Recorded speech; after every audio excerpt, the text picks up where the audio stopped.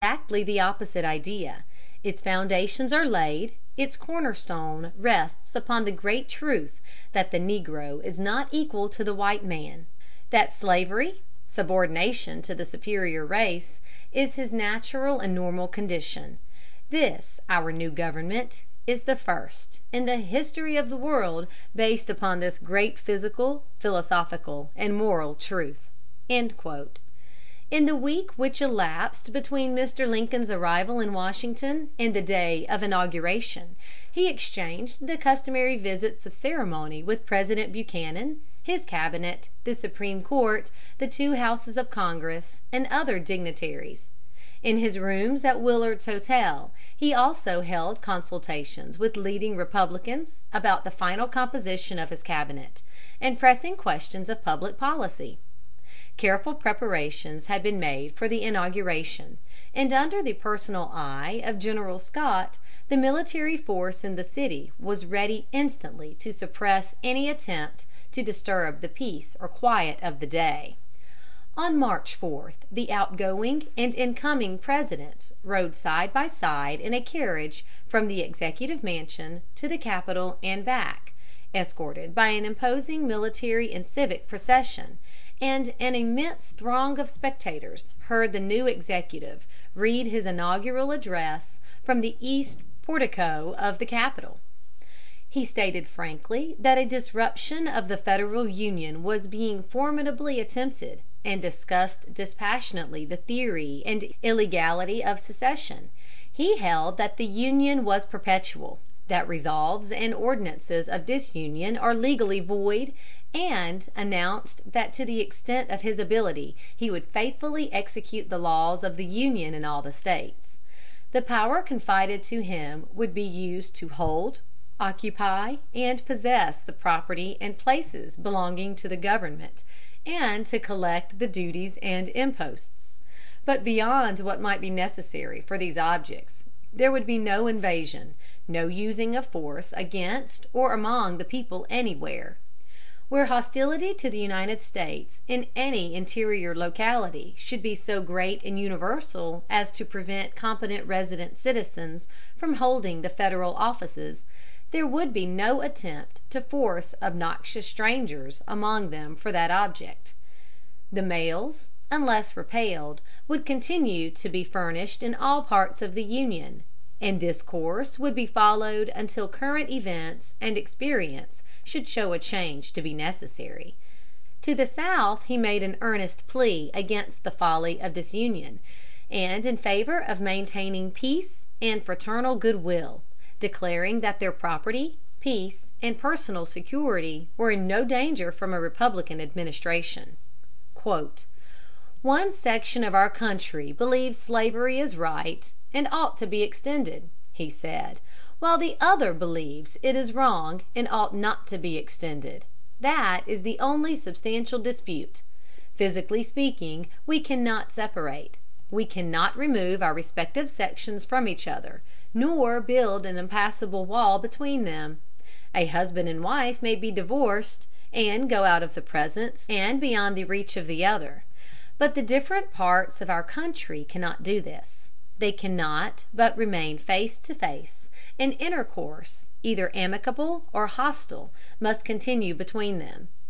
Is it possible, then, to make that intercourse more advantageous or more satisfactory after separation than before? Can aliens make treaties easier than friends can make laws? Can treaties be more faithfully enforced between aliens than laws can among friends? Suppose you go to war, you cannot fight always. And when, after much loss on both sides, and no gain on either, you cease fighting, the identical old questions as to terms of intercourse are again upon you. In your hands, my dissatisfied fellow countrymen, and not in mine, is the momentous issue of civil war. The government will not assail you. You can have no conflict without being yourselves the aggressors. I am loath to close. We are not enemies, but friends. We must not be enemies. Though passion may have strained, it must not break our bonds of affection.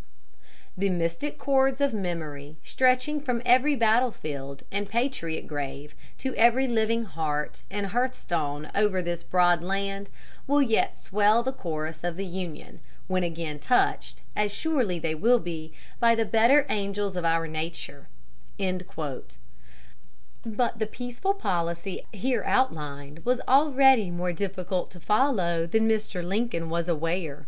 On the morning after inauguration the Secretary of War brought to his notice freshly received letters from Major Anderson, commanding Fort Sumter in Charleston Harbor, announcing that in the course of a few weeks the provisions of the garrison would be exhausted, and therefore an evacuation or surrender would become necessary unless the fort were relieved by supplies or reinforcements; and this information was accompanied by the written opinions of the officers that to relieve the fort would require a well-appointed army of 20,000 men. The new President had appointed as his cabinet William H. Seward, Secretary of State; Salmon P. Chase, Secretary of the Treasury; Simon Cameron, Secretary of War; Gideon Welles, Secretary of the Navy; Caleb B. Smith, Secretary of the Interior; Montgomery Blair, Postmaster General; and Edward Bates, Attorney General. The President and his official advisers at once called into council the highest military and naval officers of the Union to consider the new and pressing emergency revealed by the unexpected news from Sumter. The professional experts were divided in opinion. Relief by a force of 20,000 men was clearly out of the question. No such Union army existed, nor could one be created within the limit of time.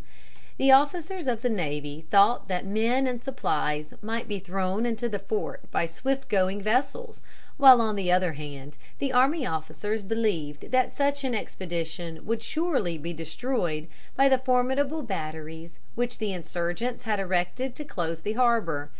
In view of all of the conditions, Lieutenant General Scott, General in Chief of the Army, recommended the evacuation of the fort as a military necessity.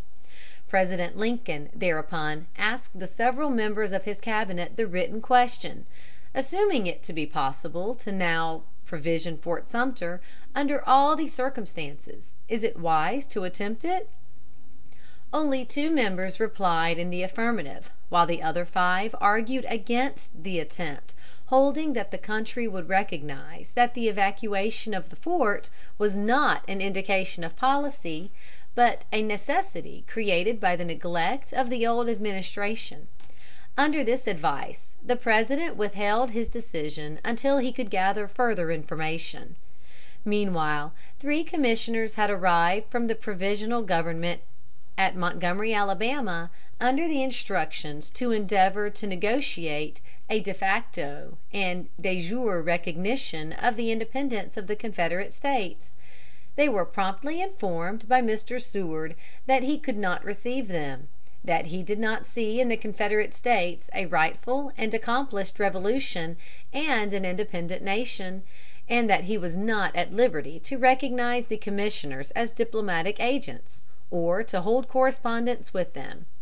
Failing in this direct application, they made further efforts through Mr. Justice Campbell of the Supreme Court, as a friendly intermediary, who came to Seward in the guise of a loyal official, though his correspondence with Jefferson Davis soon revealed a treasonable intent, and replying to Campbell's earnest entreaties that peace should be maintained, Seward informed him confidentially that the military status at Charleston would not be changed without notice to the governor of South Carolina. On March 29th, a cabinet meeting for the second time discussed the question of Sumter. 4 of the 7 members now voted in favor of an attempt to supply the fort with provisions, and the President signed a memorandum order to prepare certain ships for such an expedition under the command of Captain G.V. Fox. So far, Mr. Lincoln's new duties as President of the United States had not in any wise put him at a disadvantage with his constitutional advisers. Upon the old question of slavery he was as well informed, and had clearer convictions and purposes than either Seward or Chase; and upon the newer